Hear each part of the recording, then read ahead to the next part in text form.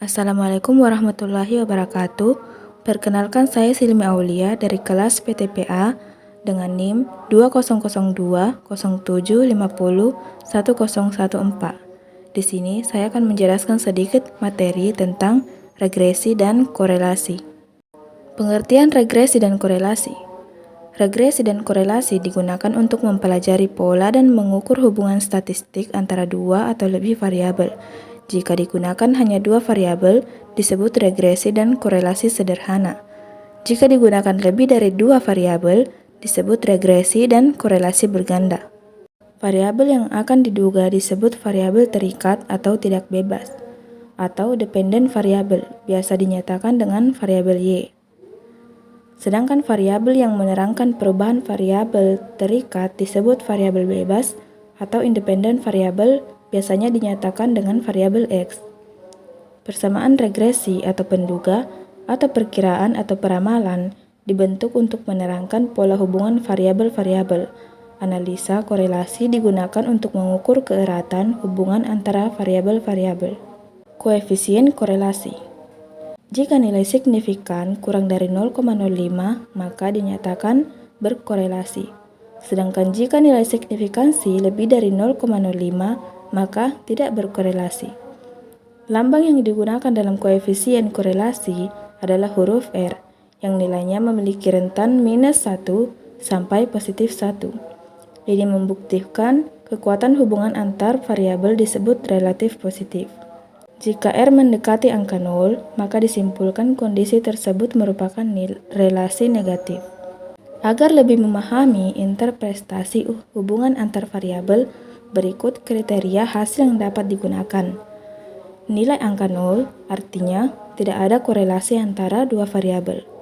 Lebih dari 0 hingga 0,25 artinya korelasi sangat lemah. Lebih dari 0,25 hingga 0,5 artinya korelasi cukup. 0,5 hingga 0,75 artinya korelasi kuat. 0,75 hingga 0,99 artinya korelasi sangat kuat. Nilai angka 1 korelasi hubungan sempurna positif. Nilai negatif 1 artinya korelasi hubungan sempurna negatif. Berikut contoh analisis regresi dan korelasi.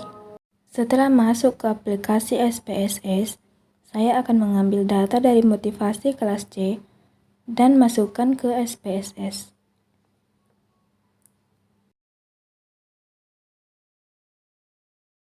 Data kedua, saya ambil data tingkat keterlibatan akademik siswa kelas C.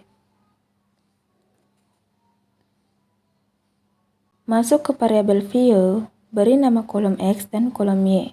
Di sini, X merupakan dependent dan Y independent, artinya X yang mempengaruhi Y.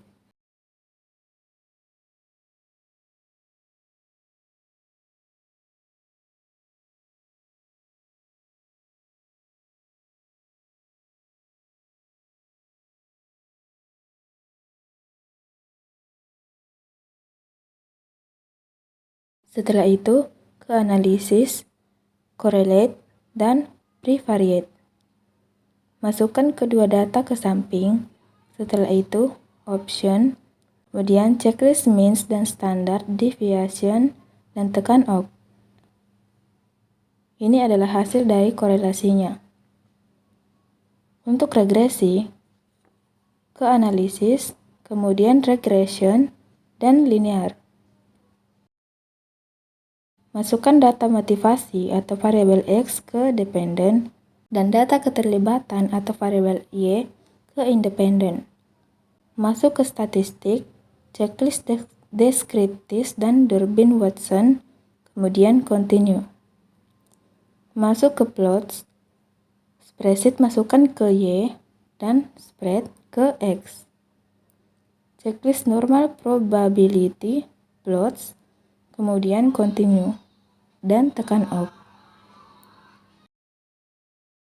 Ini adalah hasil regresinya.